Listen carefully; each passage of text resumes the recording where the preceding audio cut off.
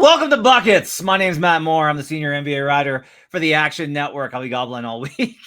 Thanks for joining us. Appreciate you guys being with us. Whether you're joining us on the podcast side, give us 5-star reviews. Tell a friend. Tell a friend. Be like, hey, there's this podcast. Talks about NBA betting. It's really fun. Or if you're watching at youtube.com/the Action Network, we do appreciate those likes and subscribes. So good. Smash the buttons for me. Today's show is brought to you by DraftKings Sportsbook. The crown is yours. Today's episode is the Future Jays episode. We're going to talk about NBA Cup because honestly, like it may seem like we're doing a lot of this. The reason is because it's an in-season future that pays out inside of a 10-day period on group winners and a month. And we just don't get those. Like we don't get futures that pay out mid-season. And it's a market that's very volatile, which means we have more value. We're going to give you some cup thoughts, and we'll have a future of the week bet for you. That's very fun. We have a very fun future of the week bet for DraftKings Sportsbook this week. We'll also give you best bets for Monday in the association. We will give you our 3 stars, our 2 stars, and our 1 stars. Appreciate you guys being along for the ride. I'm joined as always on the Future Jays episode by Joe Dellera at Joe Dellera, host of the Cash That podcast, who is packing for Atlantic City for a work conference trip. See me, maybe. So hope you going to AC. Hope hit the blackjack tables. Enjoy the. Yeah, I like 3-card poker, which is just like the worst table game on the face of the planet from an EV perspective. It's like only betting lottos, but it's fun. So that and craps. Also joining us, Jim Turvey from Roto Grinders at Turvey Bets. He wouldn't know anything about that because he spends his time picking radishes in the Vermont countryside. You can catch Jim on the Roto Grinders projections all throughout the week. He's also the host, of course, of our WNBA Bucket Show when it's up and rolling. How about those wings? Landing the number 1 pick, Jim. Easy Fudd might be joining Paige Beckers. Have a little UConn backcourt combo in Dallas. We'll see how that goes. Building a Thunder-esque team there. Everything we talk about tonight can be found in the award-winning Action Network app. It's the best way for you to track your picks. You get up-to-the-second information where the bets and money are coming in. You can get Sean Kerner's picks, which like Sean bets something and then immediately it's gone. And so you need to be able to get it immediately. Nick Giffen, Brandon Anderson, Joe Dellera, our entire analytics crew, Chris Raybon, the whole crew. So make sure to check it out. Go get our pro subscription on Action Network. Want to let you know it's that time of year. We have the best deal right now on Action Pro as part of our Black Friday sale. It's live right now. Up to $40 off an annual subscription, which is our biggest sale of the year. Action Pro users get real-time alerts from all the experts, like I mentioned. Without Action Pro, you'll need to wait 30 minutes to get alerts, and you risk not getting the best of the number. You also get real-time money percentages to see where the smart money is. Flowing and access to our NFL player prop projections powered by Sean Kerner. The other thing you get is our signals, which is awesome because it's going to tell you stuff like, hey, the money's coming in here, but the line is moved this way, which means we're tracking, like we've tracked sharp action coming in on this side. And you will notice those throughout the season. So if you are somebody who likes Michael Fiddle's betting and you like being able to follow and predict and get ahead of the market, like those are the kind of tools that you need. The best deal of the year runs through Sunday. Just go to actionnetwork.com/pro to sign up now for $40 off an annual subscription. All right. Let's talk about the NBA Cup because we got, I think, a really interesting set of outcomes here with where the Cup is. Let's start because Jim Turvey has thoughts. Let's start with East Group C. The Milwaukee Bucks are 2-0. They're at Milwaukee, at New York. No Giannis right now. We don't know when Giannis is going to be back. They are plus 16 in point differential. But pause for 1 second. I think you double dip saying Milwaukee. So just can you say that one more time? I think one of those should be Miami. Yeah. Milwaukee is 2-0. They play at Miami, at New York. They are plus 16 in point differential. They have a win over the Bulls, which is no longer relevant because the Bulls are out of it at 1-2. The Heat are 2-1. They lost to the Knicks. They've beaten Chicago and Charlotte, and they're at home versus Milwaukee. They have a plus 46 point differential. The New York Knicks, a team you may have heard about on this podcast once or twice, are 1-1. They have a minus 2 point differential. They beat the Heat, though. They play at Charlotte, and they're at home versus the Milwaukee Bucks. So we gave you out last week Jalen Brunson Cup MVP. because it's good value based off of the schedule remaining. Miami's win over Chicago in cup play last Friday significantly helps with that Knicks ticket, because now if the Knicks do in fact beat the Charlotte Hornets and the Milwaukee Bucks, who may or may not have Giannis on Antetokounmpo, and the Knicks will be at home, they will go 3-1, and there is no scenario in which they do not win this group unless I guess there is a hypothetical scenario where this is a 3-way tie. Nope, there's not one, because I don't even think it can happen. Yeah, because the Heat and the Bucks play, right? Yeah. So if let's say the Heat beat the Bucks, then the Bucks are at 2 losses. If the Knicks beat the Bucks, then the Bucks are at 2. Sorry, the Bucks are at 1 loss and then 2 losses. Either way, what I'm trying to tell you is the Knicks are in really good position here. But Jim, you think there's actually some sneaky value on some of the other teams in this group, though? Yeah, well, I will say I'm right there with you. Knicks to win the group at -110 is my favorite way to kind of do like a low risk bet on this group. You laid it all out. They're in very good position. I don't think there's any way that Giannis is back by Friday. I was kind of poking around trying to see like timelines. That would be basically 12 days back from an injury that they said multiple weeks for. Theoretically, it could happen. This is the NBA. Teams rush people back. I don't think they will be rushing him back. I think they're content to be playing the long game here. So I think the Knicks to win the group is really interesting. The other team that is very interesting is the Heat, because they kind of make things very tricky in the East here. So we have if you guys know how it works, you get the three group winners, and then you get 1 wild card. And it often it's a 3-1 team with a good point differential. The Heat are going to be a 3-1 team if they can beat the Bucks at home without Giannis. And the Heat are a team that have been very good. Matt, you've been all over them all season. This is a team that I've probably changed my mind on the most this season. I was pretty out on them before the season. Mm-hmm. I think they are very legitimate. Now they get Tyler Hero back, and whether that, potentially gums up what has been a really fun offensive system, if it means less Jaime Jaquez, who has been incredible, we'll have to see. But I think that they are actually a team that could make a little run here, because the East wild card is really where you want to be right now, because how it's going to work is the East wild card is going to play the top seed in the East in general. That's almost certainly the Toronto Raptors. They're 4-0. They're 3-0. They do have to play the Pacers. They will likely be 4-0 with a very, very strong point differential. It's going to be pretty hard to catch them, even for like a Detroit who could go 4-0. It'll be very hard for them to get to the point differential that Toronto has. So if I Heat in Toronto on a neutral court, I would have the Heat favored. I'm not sure what the books will end up having, but I would like the Heat there in that situation. Now you're looking at them getting to the East Finals or the semifinals of the NBA Cup in general. Right now you can bet them plus 2,000 to win the whole thing. Now to win the whole thing is obviously a long shot. Being the Thunder or the Nuggets, whoever comes out of the West, is going to be challenging.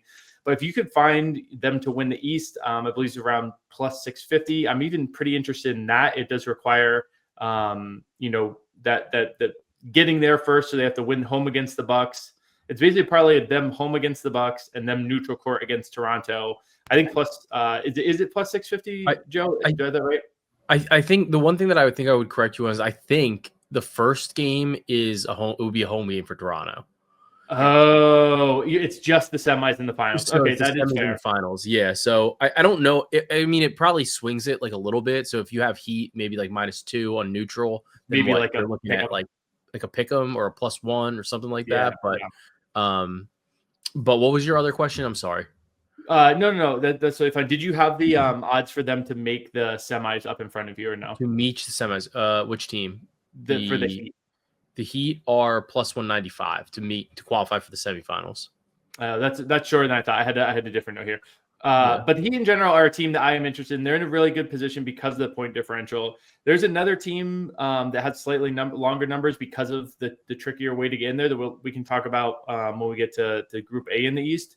But I do think that the Knicks at -110, the Heat plus 2,000 overall are interesting looks, because Miami or Milwaukee right now without Giannis is in a pretty bad position. And then with the way it works, where the Heat are going to have a really, really good point differential, but losing the tiebreaker, because the first tiebreaker is the head-to-head with the Knicks. Those two teams are, I think, pretty good looks out of this group here. I think I'm kind of going the other way. So I've got Heat as a slight dog. It's like inside 2 points in Toronto, but I do have Toronto favored. Now, I don't have them favored on in-season numbers. They're like, it'd basically be a pick 'em on in-season numbers, which makes sense. It should be noted, like I did every week, I do on Twitter, I do this chart that shows like teams that are in the threshold of title contention, where it's like, hey, are you on track for 40-20, 40 wins before 20 losses? Do you have a top 3, or do you have a top 3 seed, which you need? Do you have an SRS at 3+? The Raptors are actually on that list. Now, I don't think the Raptors are a contender. They're not like the no. But I think it does kind of be like, I think we can go too far of just being like the Raptors. Come on. I think it'd be very Raptors-like, Jim, for them to just be like, yeah, no, they won their home game because they got a home game in front of a raucous crowd for the cup. And that crowd will that crowd's trying to show up. Yeah. And so it's like the real value, I think, then is whichever team is on the road in the semifinal versus the Raptors, because then you're looking at teams that we actually, I think, probably think have a little bit more juice. Like, let's imagine that it's Pistons, and let's say the Heat get that wild card, and the other two teams are Pistons and Knicks. Yeah. Right? Like, that's like a really interesting kind of scenario to kind of walk through to try and determine, like, okay, which of those teams is the better value to reach the semifinal there, or reach the final rather, because you would get Toronto in that kind of spot, because the Pistons are plus 330, the Knicks are still plus 450 to reach the final. If it's like, hey, the Knicks have to beat Detroit, they have to go on the road, that's, you know, not ideal. But then they get Toronto on neutral. Like, whomst will want Toronto in Vegas? Yeah. That'll be a semi-home game for. Oh well, Toronto fans travel well, but I think the Knicks fans will travel even better. Yeah, I mean, the Knicks have historically traveled like pretty well. Like, I mean, at least like in the last couple of seasons, they've been traveling. That's why it's. I mean, it's fucking cheaper to go to Detroit or Orlando and fly there and sit courtside than to sit in the upper level of the Garden. Like, so. accurate. I feel like Knicks fans are probably hoping it's in Orlando. It'll be warm, like whatever. So you know, we talked about Knicks. Knicks have the best value here, just because if the Knicks win out, they're gonna win this. They're gonna win this group, and they're in. Yeah. The West, I think, is where stuff starts to go real sideways in a hurry. Okay. The Thunder are minus 120 to reach the fucking final. Like, that's how, like, one game environment, that's how dominant they are. They are minus 120 to be able to reach the final. I would love to be able to take a contrarian view on this. I would just, like, I've tried so hard to talk myself into it. The spot is the Thunder have 2 games remaining. They're 2-0 with a plus 63 point differential through 2 games. Unreal, man. I would love to just bet. Like, can you just bet? Like, there's no way to do it, but like to just bet no on Thunder to win. Like, just any other team to beat them would be the awesome. Field. Yeah, we should have like a field on the cup, because it's a 1-game environment. They have the Wolves at home and the Suns at home. And like, you know, it's one of those where if you told me like the Thunder, you know, the Wolves went into OKC and beat them, I wouldn't be like, oh my God, right? Like, this is basketball. This is the NBA. Yeah. We see this shit all the time. This happens all the time. But I can't sit here and be like, I really want, like, I want my money on the Minnesota Timberwolves going into OKC in a game they want to win. Like, you can't get in front of them right now. You just can't get in front of this Thunder train. They're also gonna like still advance. Like, they're plus 63. There's not a chance in hell that both of I just don't see a scenario where Minnesota and Phoenix both beat Oklahoma City. So if they lose one of them, 3-1, they're plus 63. Yeah. Like, how bad are they gonna get beat? I don't see it. Like, it's tough. I am going to look real quick at DraftKings Sportsbook. The crown is yours, because I do want to know what this number is. Oh, God damn it. For which team to do it? Bucks 80-1 to win MVP. Oh, God. My Suns. My beloved Suns. Jordan Ott. killing it out here. But wait, I had a question for you, Matt. Does the wild card, if it's from the group, so if the Suns came in as the wild card, Thunder likely the top seed. They still play. They do, even though they're from the same group. Yeah, you still get. It's just seeding. Yeah. Oh my So God. that makes a really tough path. Yeah. So you like beat the Thunder, and then they go, guess what? Do it again. Yeah. You get. Now we're mad. You're at home, Yeah. but we're mad. Yeah, that's rough. 80-1. Although, well, okay. Hang on though, because that's the whole thing. Is let's say the Suns won by 1, and they won that group with a worse point differential. It's possible they wouldn't be the top seed. that they wouldn't be the 1 seed. Yeah. So then somebody else has to get OKC. I could get more CLV on this tasty CLV. And then they get to play the Thunder in the finals. Yeah, for the in the semifinals. Yeah, just all in right. Vegas. Yeah, I'm not gonna. All right, I'm not gonna do it. But I hate that the Thunder are so good that I can't. Like, we should be able to be like, this is a 1-game environment essentially. Like, if they lose the Minnesota game, they're probably not winning the group. If they lose the Phoenix game, they're probably not winning the group. The crazy thing with them is that like they like actually kind of care about stuff like this in their defense, like, and it translates, and they like aren't just like Jokic. I don't think is going to care about that Nuggets Thunder Western Conference Cup final. He's not going to give a shit. Whereas the Thunder, like, I think they kind of will. Like, they're young enough that they like have the energy that they don't need to pick and choose spots still. OKC also has a bunch of dudes on the roster that still make like $3 compared to this actually matters to them. So it matters to them. We took Luka Doncic 40-1 Cup MVP in offseason. We all, like, Joe brought it up.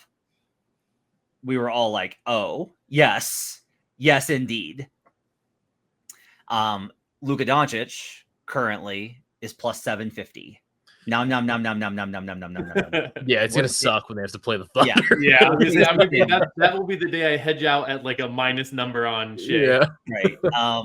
But I do think this is really interesting. So the scenario is this: the Lakers on Tuesday play the Los Angeles Clippers. The Clippers are not into a dome; they're at Staples Center. They're actually on the road. Like, I like that. That's now actually at. Well, no, at least you're in a different building. Yeah. Right. I hated it when it was like the Lakers are at the Clippers. just a home game. Locker room. Yeah.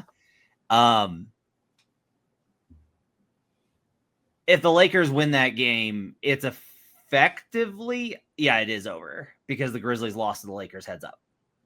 So the Lakers would have wins over Clippers and Grizzlies. That's it. The Lakers win that game, they will win the group. They play Dallas in the last game. So like, we're in a really good spot here. Jim, I am like, there is part of me that's like, are the Clippers going to fuck this up for us? Like, the Clippers could still the Clippers with how wretched they have been are still in a position to steal this group with a win on Tuesday. Yeah. So like you talked about how you were like actively going in looking to fade OKC. I was going in actively looking to kind of like, ooh, like, should I go in on the Clippers? And I came around to a different team actually in this group who I actually think has potentially more interest to me. Because the Grizzlies, the ugly Grizzlies who have not been good this season either, I think that they are playing better than the Clippers right now. The Grizzlies are. They're getting Jaren Jackson back. They've actually looked kind of decent the last couple games. Who do they not have right now, Jim? What's that? Who do they not have right now? Anybody? Well, don't worry about who they don't have. He has not been. He's been chirping from the bench. He's letting people know that he's on the sidelines there. But the Clippers right now, like they have guys out, and the guys who are playing all look like just like they're shot. Like John Collins is no longer like an NBA play. He played 29 minutes. They got 5 points. Like the Clippers do have a roster that has talent on it, but they're underperforming to such a level that it's hard to buy low on teams. That's what we always say. It feels gross to buy low. I just don't think this is I would rather buy low on Memphis than the Clippers, I think, because A, the number is longer, and B, their setup is actually not that bad. So for Memphis, they have to go to New Orleans and to the Clippers. Clippers into a dome, was doing some things there for a decent home court advantage for a bit. But if they can be, Memphis is plus 1100 to qualify right now. If you look kind of around the West, if Memphis wins those two games within New Orleans, I'm actually a little bit more intrigued by New Orleans of late, despite their record, but I still think Memphis will get that done.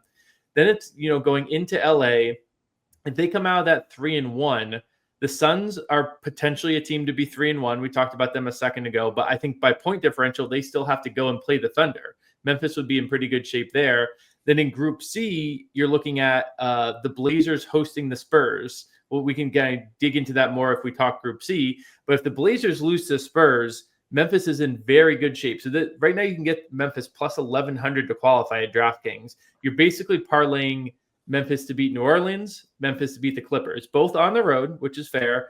Then you're saying the Suns will lose to the Thunder and probably by double digits ish type number, and then the Spurs to go into Portland and win without Wemby. So there's a lot of things there's 4 things that have to happen, but 4 things that I think will happen, or at least have a pretty good chance. So I think that this plus 1100 to qualify is at least vaguely interesting to me. I mean, I don't know why you don't go the full way here, because here's the scenario. If the Clippers beat the Lakers, which is not, again, that's not the, like, that's it should, the Wolves and the Thunder should be closer, but they're not. Like, but if the Clippers beat the Lakers on Tuesday, here's the scenario. Lakers beat Dallas in the final. They go 3-1. They have wins over Memphis, loss to the Clippers. Clippers then lose to the Grizzlies in the final matchup. They are 3-1, win over Memphis, or loss to Memphis, win over Lakers. And then the Grizzlies, if they beat the Pelicans and the Clippers, would have win over Clippers, loss over Lakers. That means it goes to point differential.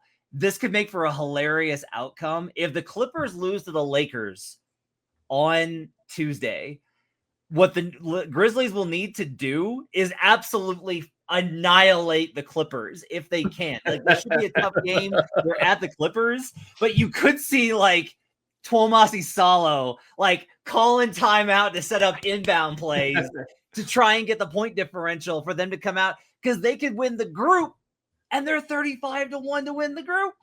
Yeah, I mean, I don't mind that either. I think because I was so Clippers skeptic, like I came in this kind of like being vaguely intrigued, and then I came around to the Grizzlies side of it. But yeah, I mean, I honestly don't mind that side of it too. I think this is such a funky group in general, and the Lakers, since LeBron came back, have looked good. I think we were talking about this pre-show of like they look good, like the ball's moving around stuff, but they have only beat the Jazz. They beat the Jazz by 2 today. That's not like a stirring win that makes you think that everything is perfect with the Lakers. So yeah, I just think that this is a really ugly group, and the ugly groups, I think, is when you jump on the long numbers. So to qualify at plus 1100, or to win the group at plus 3500. Give me Zach Edey to win MVP. I love it. Jalen Green's Nickeil Alexander-Walker is on there at 500-1. I deserve to get Zach Edey. Yeah, like give me a Vince Williams number. Baby. Yes, Vince Williams. Coward. We're just gonna start naming names. Remember some guys, only Cup MVP tickets. Finally, the last one, Jim kind of mentioned it. Portland. Situation's this. Portland beats San Antonio. That's it. They win the group because they beat the Nuggets on what was, again, the worst officiated game I may have ever seen. Like, outside of Kings-Lakers 2002, it was the worst officiated into a game I have ever seen. And it's like, oh, you're from Denver and you cover the team. No, I care about consistency. And when you have shit like, oh, no, we're going to call this jump ball on the 3-time MVP, and then we're going to call a touch foul on the other end, I lose my mind. You also decided a game on a Jeremy Grant touch foul on a jump shot. What are we doing? By the way, on a play where the official just guessed. She was on the far side. She couldn't see it. She guessed. And she was like going to the table with this look on her face like, I don't know if I got this right or not. And it's like, what are you doing? Anyway, San Antonio's 1-1. They play at Portland, at Denver. Road games. No Wemby for at least right now. It would be very surprising if Wemby came back. I was looking at like the timeline. Yeah. And it sounds like there would be like kid gloves too. So I mean, here's the thing. I don't think Portland's good. I don't. I think that they're bad. They're only good against the Warriors. Drew Holiday hurt too now, right? Isn't Holiday really missing banged like up the next like 2 weeks at least? Yeah. But so if they lose to San Antonio, that opens the door for Jim. The Denver Nuggets group winner at plus 220. I believe the Blazers still without Shaedon Sharpe as well. So the Blazers are really shorthanded right now. And this is one that I'm not sure how much like value it would have per se, because it's a very easy one to price. It's basically just Denver to beat San Antonio at home and then San Antonio to go into Portland and win. So I don't think this is going to be like off value, like off of like if you do it the fiddle way of just like this number plus this number and blah, blah, blah. But I think the Trailblazers are being overvalued in the market right now. I think the Spurs are potentially being slightly undervalued. So I think that game is a pretty big pivot point. And then that gets, a Nuggets plus 220 winner there. And that kind of opens up that wild card spot as well, because suddenly you have a second place 2-loss team in the Blazers. The Warriors and Rockets both already have a pair of losses. So that's where another way that like Memphis, you can circle back on that. Or if you were really invested in trying to get the Suns, you could try and get Suns to qualify or something like that. Because I think the wild card is going to be a little more opened up. It gets funkier if Portland does beat the Spurs and then Denver beats the Spurs as well. And then you do have the pair of 3-1 teams. And the Blazers will be favored. And I think the Blazers will be favored in the game, but I'm not entirely sure. And the DraftKings has Portland as minus 180 to qualify right now. That seems like a pretty hefty line for them hosting the Spurs. Like we'll have to see what the money line would be. Do you have what your price would be on a money line for that game, Matt? Yeah. Hang on one second. I can pull that up right now. What day is that? Let's see. I think that's the Tuesday game, or Tuesday or Wednesday. Let me see. Tuesday, Wednesday. Which game? The Spurs at Blazers is Wednesday. 26th. It is weird how they staggered them. There's Tuesday and Wednesday games for Cup. I think it's because of like some teams have played 2 games and some have played 3. Well, here's the real key is they figured out that what they could do is they could set this up where it's like Cup week over the holiday. Yeah. And they don't have to worry about back-to-backs because Thursday is an off day for the league. Yeah. So Friday's like a loaded day. Honestly, actually, I kind of like that. Yeah. It's pretty smart. So I'll just tell you, like I currently have the Blazers as home dogs in that game, even if they'll be out at plus 185. Wow, plus 185. I don't think the Blazers are good. Like you really don't think the Blazers don't think that they're good. Wow. I would guess that they will be this is where we should have had Fiddle on, but I would guess that they will be slight favorites, but definitely not. I don't think minus 180. That seems very heavy to me. So I think that the future pricing for this even though it does seem like it would be a very simple, easy one to price. Yeah. I think we're getting a little bit of value on Denver because, like we talked about, there is the possibility San Antonio could win both games. But I do think without Wemby, that's a pretty tall ask to go into Denver, which is a pretty tough home court. I don't really see a good scenario where like that. Like I just don't think they would line up well with what Denver's got. I mean, you're putting out Luke Cornett to cover Jokic. That's not going to go well. And like honestly too, I know obviously Denver's got the Aaron Gordon injury, which is tough. And then Christian Brown also hurt. I don't know. Yeah. Is Brown coming back anytime soon, Matt? I don't think so. No. Right? He's out another month. You're also without Strother too. Is there any chance there's value on San Antonio here? How crazy is the number? It's 9-1 for them to win basically both games, which you'd be better off doing a money line rollover. And Fox doesn't get hurt or something like that. Yeah, 100%. Isn't Castle out too right now? So, I mean, like you're looking at Fox and like the mishmash, like Harrison Barnes, the season. You know what's crazy is Victor's off the board for Cup MVP. Yeah, probably that's the way to bet around. Yeah, that would be the way to bet it. Is just shoot the moon. Like, I mean, shouldn't he be back by the second week in December? I mean, their odds. I mean, their odds are 250 to 1 to win the Cup. Wow. So I mean, like, I don't even know what De'Aaron Fox's number is, but it's got to be longer. De'Aaron Fox is 300 to 1. So I mean, if you were going to do it, now I'm getting interested here. Okay, hang on, because Grizzlies are also 250 to 1 for what. So here's what we're saying: a Blazers team that none of us think are good, and you can disagree with that. They have some really good wins. I just think they're nonsense. Like they've beaten the Warriors. You know why? The Warriors are not good. I don't think they're good. I think San Antonio is good. I have the Blazers -2 versus an average team on neutral court. That's where I have them power rated right now. As a 2-point dog versus an average team on neutral court. I have San Antonio as like a 2-point favorite. So they're at Portland. They got to win that game. Then they face a Nuggets team that is banged up and probably doesn't care and might want the games off. My only hesitation there is they have been breaking the huddle on cup nights with 1-2-3 Vegas. Okay. Oh, so, yeah. They care. Like, that's yeah. So, but I also like Denver just lost to the Bulls and Kings at home. I thought they were going to go like 38-3 at home, and instead then they've lost to the Bulls and Kings. I do think though there probably is something to be said. I mean, Jokic, he gives his post-game pressers, which is, you know, typical for honestly what he says. Like he basically is always saying, and I think you highlighted this too, Matt, but he's always just saying like, we can do better. This can improve, like, et cetera, et cetera. But I do think that there's probably something to be said if like he can get this team to Vegas. You play in some of these games that are a little bit more meaningful.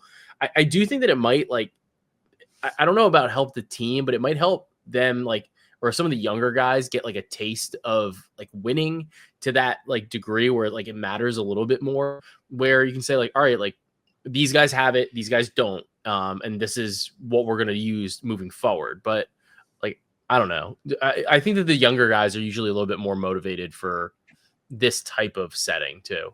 Spurs 250-1 though. Like if they have the ceiling that like the Grizzlies don't have, or the Suns don't have. Yes. Well, okay, it really comes down to Victor, though. They wouldn't be as the wild card, so they would avoid the Thunder, too. I'm pretty interested in that 251, too. 250-1 is long. So here, our two favorite single bets are Knicks -110 to win the group. You should bet that. Like, that's just like, yeah, it's a great bet. It's a really good bet. Can I quickly talk? There's one other. We skipped over the Hawks. I just want to touch on the Hawks very briefly. Is that okay? Do we have time for that? Yeah, we have time. So the Raptors are going to win Group A. I talked about how the Heat are like a pretty likely, like a pretty good wild card spot. I think that if you want to hedge it all, though, the Hawks host Cleveland. Cleveland looks a little funky right now. They look like not all the pieces are quite clicking, and then they go to Washington, which gives them a great spot to run up the point differential. So they have a decent chance to go 3-1. Now they'd have to make up a lot of ground to catch the Heat at their point differential. But if the Heat somehow drop that home game to Milwaukee, the Hawks are +320 to qualify. They're +650 to make the semis. And again, that would be they'd be in that slot that would be facing Toronto, which in this case is you would want to repeat against the team in your group. And then Jalen Johnson MVP, if we're doing long shots, +100-1 on Jalen Johnson MVP. I can't turn down a way to bet my one of my favorite players in the league, Jalen Johnson. The things he's doing right now are incredible. They look so good without Trey. He's putting up like 25, 12, and 7 every night. It's insane. I am in on the Hawks without Trey. Like I am in on how this team looks right now. Like they've figured out the formula. The heat of it all makes it really tricky to bet, but I keep an eye on the Hawks. Yeah, well, so the idea is the Bucks beat the Heat in the final, and the Bucks go to 4-0, and they win the group, and the Knicks take 2 losses, and they're out, and the Hawks beat the Cavaliers, and the Cavs have 2 losses, and they're out. It's just a lot of things to happen. Yes, sure. it's a lot. It's that, and the other. But Jim is intrigued. I have intrigue. I had to shout I have this idea for a graphic we're gonna do. It's gonna be an 8-bit house, like a haunted house with like the lightning in the background for Jim Turvey's House of Intrigue. That's the idea. With Jalen Johnson peeking out one of the windows, and like a couple radishes just strewn about. Radishes in the yard. So those are our Knicks -110. And Spurs to win the cup at 250-1. 250-1. Do we want Nuggets group winner? I think we like Nuggets group winner. Yeah, Nuggets group winner is a good bet, I think. We like that one, but we're going to talk about what our actual future of the week is after this. The Buckets podcast is sponsored by DraftKings Sportsbook, and in partnership with DraftKings, our listeners get a great offer. Right now, new customers can bet $5 and get $200 back in bonus bets if your bet wins. Plus 3 months of NBA League Pass. Love the thrill of live betting? DraftKings has you covered. Bet live on star player props and in-progress games right as they happen. To get started, use promo code BucketsNBA when signing up with DraftKings. That's code BucketsNBA when signing up with DraftKings for 3 months of NBA League Pass and $200 back in bonus bets if your bet wins. The crown is yours. Version 700 of those ads that I've recorded. Our Buckets Future of the Week, brought to you by DraftKings Sportsbook, is a parlay. It is going to be a group winner parlay that is going to be the Knicks, the Thunder, the Lakers, and the Nuggets. You put those together and it's plus 1029. You can quote unquote hedge with the Spurs at 250 to 1 to win the cup. We like the Knicks, obviously. The Thunder, it's just basically we don't think anybody's going to beat OKC because they're an unstoppable force right now. It's nice to have them in this parlay. The Lakers minus 215. Again, Lakers win that game on Tuesday. It's basically over. Like, it's done. So, and then the Nuggets, as Jim kind of mentioned, if we don't believe in Portland, Denver has a better chance of beating San Antonio at home than Portland does. So if we agree with those two things, even though it's likely that Portland does win those games and advances, this gives us value here. We wind up with plus 1029 for that parlay. You can parlay the group winners at DraftKings. Knicks, Thunder, Lakers, Nuggets is your DraftKings Future of the Week. Good stuff. That's brought to you by DraftKings Sportsbook. The crown is yours. Okay. Well, let's do some best bets for Monday in the association. Hope you guys are going to have a great holiday week. If you're off work, if you have to work, I'm sorry. That sucks. But nobody's doing anything serious this week anyway. You could just screw around the office and listen to our podcast. Jim Turvey, let's start with you tonight. What is your 3-star bet of the night? I have got a very funky one that was a pain for Matt to fit on the graphic. If you're watching on YouTube, they did a great job. I have the Jazz and Warriors over and parlayed with the Utah Jazz first quarter spread. Sure. So to get into the exacts of this, the over-under is 239.5. I like that. The Jazz first quarter spread is not open at every book, and there's very different numbers, but I'm guessing it's going to land around 4.5 or 5 based on what the full game spread is. Let me talk through why I like each piece, and I'll talk through why I like the two of them parlayed together. So the Jazz defense has gone to hell in a handbasket. Here are the opponent team totals in the last 8 games for the Jazz: 144, 140, 147, 132, 128, 120, 137, 114. It's a lot of numbers. It averages like over 130 over the last 8 games. The Jazz defense is just truly terrible right now. And the Warriors are 12-6 the overs this season. You don't think of the Warriors as kind of a classic over team. They have been an over team this season. Their defense doesn't seem like it's fully clicking on all cylinders right now. And then on the offensive side of things, Steph is kind of doing his thing. So this is a game where I just like the over in general here.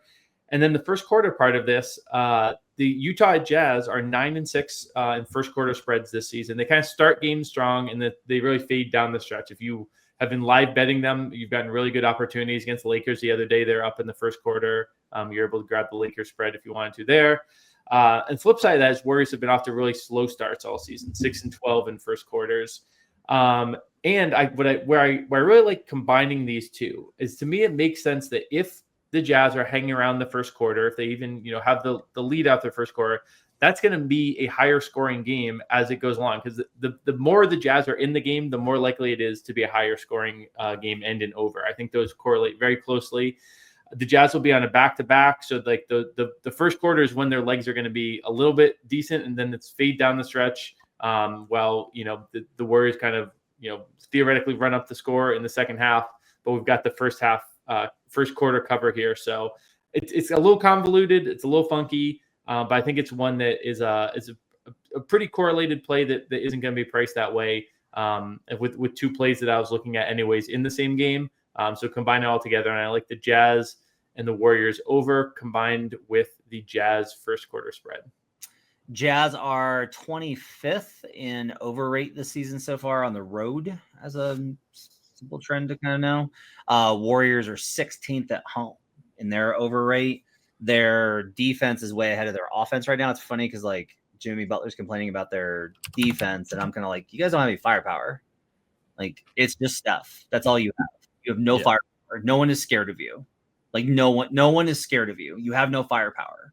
It's just like Steph. 10 dudes on Steph, and that's it. Yeah. Call it a day. But I will also admit too, I don't think my ratings are anywhere accurate on the Jazz, because they have been plinko, just random. Like one night it's like 140, the other night it's like it's an under. I have a very hard time trying to anticipate what they are going to look like night to night. So I don't mind this parlay. I like that first quarter play. I think that's pretty smart. That's pretty sharp. I like that. Yeah, don't mind this at all. Okay. Jazz Warriors over, and Jazz first quarter spread as a 3-star best bet for Jim, Brian, Fonseca, Turvey. Joe Dellera, your best bet. Some sick shit there. I'm on I got Jalen Duren over like 32.5 PR. This line's kind of opening up around here. That's PR. It's PR, not PRA. My mistake. PR, yeah. So I think, this line's, I was kind of projecting. I wasn't sure where 100% it was going to be. But, I like this at 30, 31, 32.5. I think it's a good spot against the Pacers. Obviously, he just put up a monster number against Indiana a couple days ago without Cade Cunningham, admittedly, but he put up 46 PR in that spot. He did just have a little bit of a down game against the Milwaukee Bucks, if you want to call it that, 25 PR. And I know Jim is going to talk about this a little bit, but I do think that there is obviously some blowout potential here. But at the same time, I do think that Jalen Duren is one of the few guys that is pretty consistent. I don't think that Indiana really has anybody that's great to line up against him. I don't like their offense. I think that they really struggle, especially on the glass. And Duren is just somebody that can attack on the interior, somebody that can clean up the boards. He can get this in a variety of different ways, whether it's scoring, 20, or, if he just has like 16, 17, 18 rebounds. They're both fully within reach for Jalen Duren. So I like the over on his points plus rebounds in the spot against the Pacers. I have a fun trend for you. So when Detroit is favored by more than their season average line, so think of this as like across the season of what they've played, this is their average line per game. When they are favored by more than that this season, they are 7-2 against the spread. So they tend to perform pretty well. The bad teams. Yeah. They tend to perform pretty well. I also kind of agree that Duren is a little bit proof on this in terms of like being able to put up numbers on to be able to stay in the game, I think. I'm going to be really interested to see like this Pacers team. I wonder if they've turned a corner, because they were so bad. They were so bad relative to the talent. And now that they're getting healthier with MattMoore back, I am kind of wondering if this is going to be more competitive. I hope that it is competitive. I think if it's competitive, it's better for this bet, honestly. I think it improves his floor significantly, but while also giving us obviously some ceiling potential. So I think the price is just like baking in a blowout a little bit too much for at least for Duren anyway. I think that he's a little bit more consistent than some of these other guys. I'm so mad that I did not talk myself into like all of the alts on. I did it 2 years in a row where I liked Detroit. Like everyone was like, "Oh no, they lost Tim Hardaway Jr. and Blake Beasley," and I was like, "They got Duncan Robinson and Karis LeVert, and those guys are like actual NBA players, and like the other guys are like gonna get better." And then I still was like, well, they'll be good, but I don't want to go too far on it.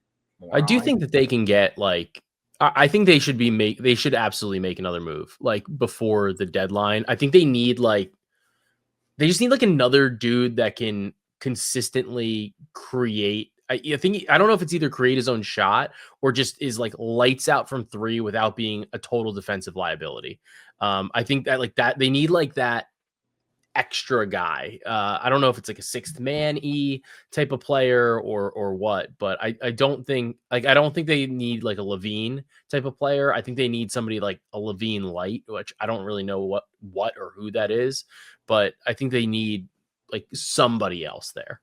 Yeah, I was debating getting them on the portfolio. Like I was debating being like, man, I really trusted. I was poking around a little bit. Matt, how legit do you think this is? 'Cause I actually think that it's a little bit paper tiger. Like I feel like this is a start that we'll look back and be, wow, the Pistons were 14-2. They finished with 49, 50 wins. But remember when they started 14-2? Unless I do think Joe's very right that they are in a prime position to make a move and get someone and have that someone actually like truly impact and like get them into that like 2 seed and actually make some noise in the playoffs. I'm pretty sold on them.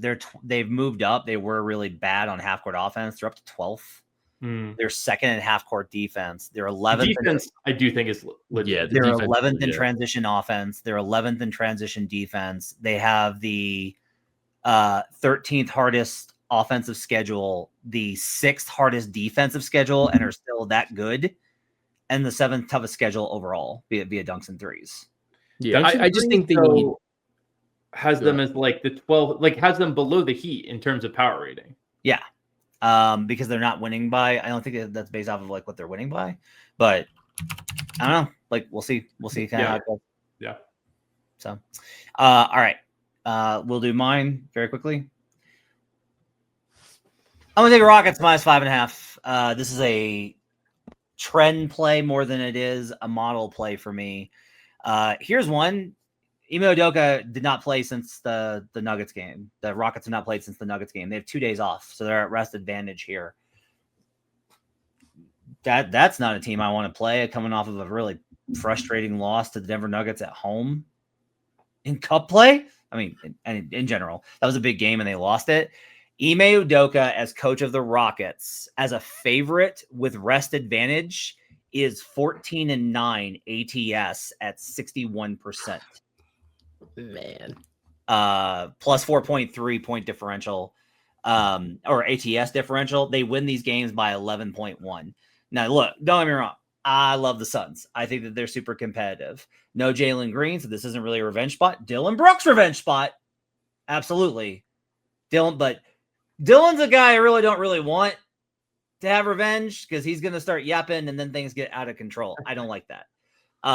So this to me is like a really good opportunity to get in on a trend spot of the Rockets are favored on the road with rest advantage. By the way, when they're on the road in that spot, they're 5-1 under Udoka ATS. They're 6-0 as a favorite with rest advantage.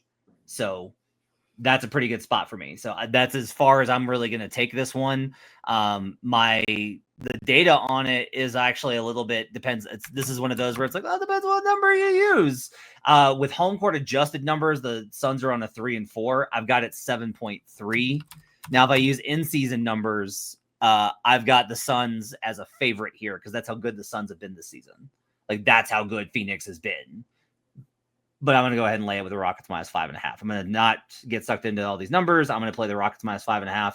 Bounce back spot, rest advantage, Rockets minus 5.5 is my 3-star bet of the night. Let's go back to Joe. Joe, what are your 2 and your 1-star bets tonight? So I've got Derek Queen over 27.5 PRA.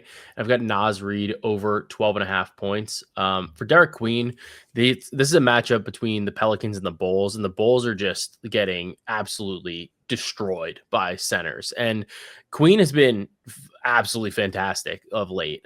He's been a lot of fun. Last couple of games, 43, 38, 32 PRA for him. He's getting like pretty extended run. He's playing about like 30, 32 minutes a game. And I think that, given where New Orleans is in the standings and what their situation is, like there's no reason to not play him. I think that he is one of their better young players. He should get the minutes. He should get the run. I don't think it matters whether they're winning big or losing big. He's somebody that should stay on the floor, play his normal rotation, and just get the experience here. So I think it over 27.5 PRA. It feels high for him because a couple weeks ago, I think I bet him the first time of the season, it was like 17.5 PRA. And, now we're seeing that almost increase by like 33% or so. But the matchup against Chicago, I think, is just excellent. And positionally, similar players have done very, very well. Like even Alex Sarr, younger player, had 31 PRA, Kalel Ware, 35 PRA, Jokic, obviously 67. And, he's not Jokic, but we are seeing some other centers really go like well over their lines against Chicago. So I like the spot for Derek Queen. And then for Naz Reid over 12.5 points. I think that this particular matchup is interesting for Minnesota. And part of what I like here is that Naz Reid, even when teams are like getting blown out in these games by Minnesota, Naz like still tends to play. I think a lot of it has to do with what his rotation is, because he's coming off the bench. The alternative is really like Rudy Gobert or Julius Randle, and those are guys that Minnesota would prefer, I think, to put on the bench in a blowout, whereas Naz Reid gets to be out there, gets to do a couple different things, gets to handle the ball a little bit more. I also think it's a little bit of a buy low spot after a 9-point performance against Phoenix. So I think this is a good spot for him. He's performed pretty well against the Kings previously. This season, he's got 12 points, 13 points against them. But now there's no Domantas Sabonis either. So I do think that this game could get out of hand a lot faster, which, in my opinion, does not negatively impact Naz Reid to the extent it would some of the other stars on the Minnesota Timberwolves. So I'll grab over 12.5 points for Naz Reid. Nothing in life would make me happier than Derek Queen winning Rookie of the Year. Nothing. It would be so funny. It would be awesome. Like, I would just be really happy for him, because like I went on a rant about this earlier in the season. It just sucks that he has to deal with like people are literally like, well, the Pelicans are a joke because of this, and like that's why they're bad. And I'm like, no, like the trading the pick has nothing to do with like their roster not working and their coach having lost the locker room and all these type of things. Like Derek Queen didn't ask for any of this. He just got drafted. Like he didn't ask for any of that. He's like a great kid too. I'm really excited. Like he was great against Jokic this week. He's awesome. So for vibes alone, I endorse the Derek Queen play. Joe Dellera. Jim Turvey, what are your 2 and your 1 star? Yeah, I'm picking a very fun young player and taking his under. So I'm the wet blanket here, but I'm taking Asar Thompson under 16.5 points plus rebounds. I was talking to Joe before the pod tonight that I was doing like a vague head-to-head in that he was going with the Pistons over and I was going with Pistons under, in part because I think there's a lot of different ways that you can get the under for Asar Thompson here. So one is that he is constantly in foul trouble. That's something with Asar that you almost always have to think about with him when you're betting his overs. But if it's an under, that's a pretty nice path to a potential hit there. The other is the blowout. I kind of agree with Joe and Matt. They actually think that this route isn't the most likely. I think the Pacers are going to be kind of hanging around with teams in general. And Asar in a blowout could still get minutes potentially.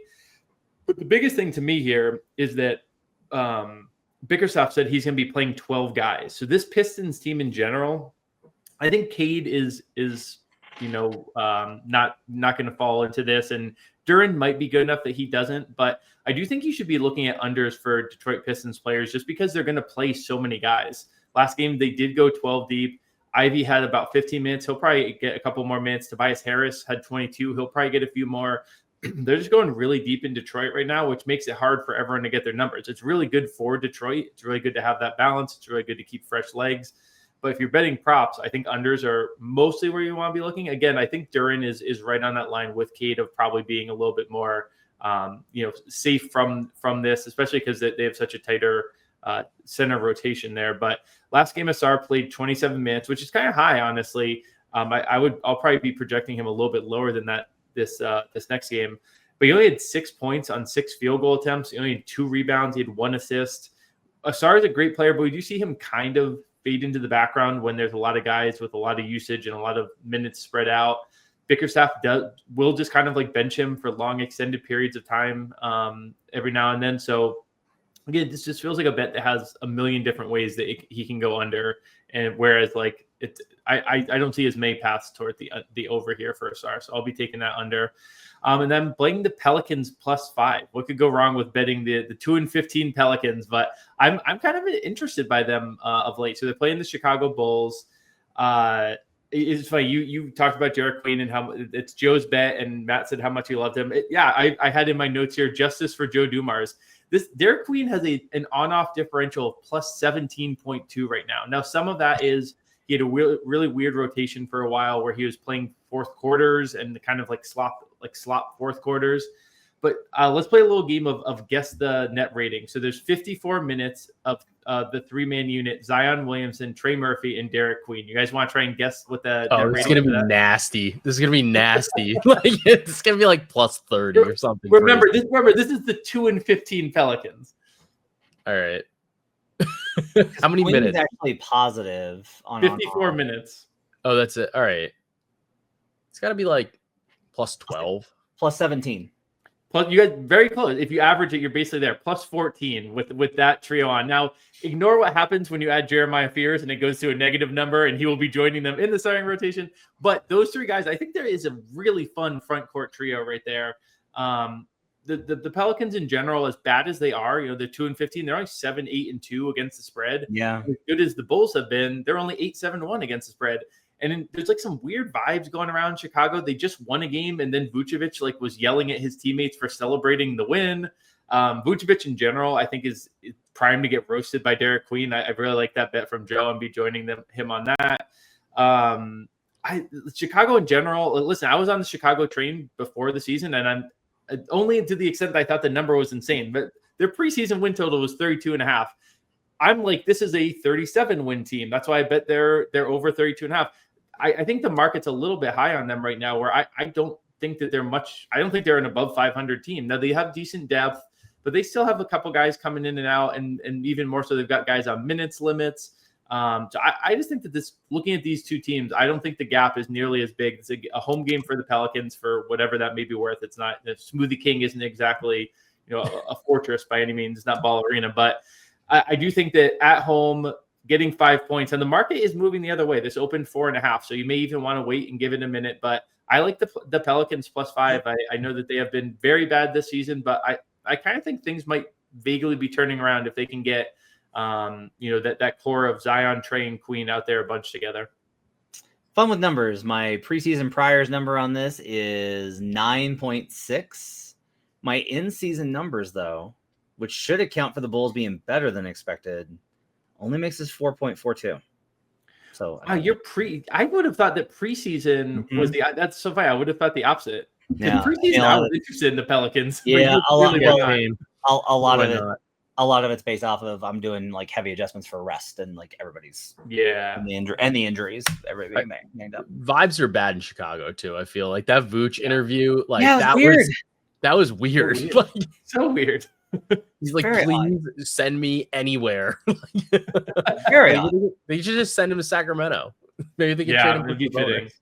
Very odd. My 2 and my 1 star, Mavs Heat under 239.5. I show significant value on this. If you follow me, I've been betting the unders on Mavs games all year, and they've been cashing. It's been a wagon for us, is just betting the unders on Mavericks games or betting their team total. Yeah. You made me look up if that was a glitch number, because I was like, there's no way Mavs game has a total of 239.5. That's crazy. Yeah. The Dallas Mavericks are the number 30 over team on the road this season. Yeah. Unsurprisingly. The Miami Heat, you're like, oh, but the Heat play so fast. 16th in over rate this season. But here's the real killer for you, folks. Eric Spoelstra, since 2021, since the post-pandemic, when his team is on a 3 and 4 nights back-to-back, the under is 25-16 for 61%. If we go to home games for the Miami Heat on a 3 and 4 back-to-back, 10-5 at 66.7%. So, yeah, you give me a 239, I will take the Mavs Heat under there. Blazers +2.5 is my final one, as I talk all night about how I think the Blazers way for this show to end are bad. I talk about how the Blazers are terrible. And yet here we are because I just simply cannot get there on the number. Blazers are on a 3-4 back-to-back. I continue to kind of think that the Milwaukee is probably a little bit better than expected here. The other one is the Blazers are on a 3-4 back-to-back. When the Blazers have a rest disadvantage since the pandemic, rest disadvantage, the Portland Trailblazers are 22-10, 69% ATS when they are on the road with rest disadvantage. So they've been good in the spot. Bunch of youngsters. I will take the Portland Trailblazers. God help me. +2.5. There's your best bets. Joe Dellera likes Jalen Duren over 32.5 points and rebounds. Derek Queen over 27.5 PRA. This is a Derek Queen podcast officially. Naz Reid over 12.5 points is his 1-star. My 3-star is Rockets -5.5. 2-star Mavs Heat under 239.5 and Blazers +2.5 is my 1-star. Jim's on Utah Golden State over same game parlayed with the Jazz first quarter spread. That's his 3-star bet. Asar Thompson under 16.5 PR is his 2-star, and Pelicans +5 is his 1-star. Make sure to tune into our show live Monday through Thursday. Only this week will be only on Monday and Tuesday for the holiday. No games on Thursday, so no show Wednesday night. We're taking Black Friday off. My thanks to David Payne, our producer. My thanks to Joe Dellera and Jim Turvey, the Future Jays, for their help with this episode. Thanks to Gifford Gould. Thanks to Noah, our producer, for helping us out as well. We'll see you guys again next time. Till then, let's get buckets.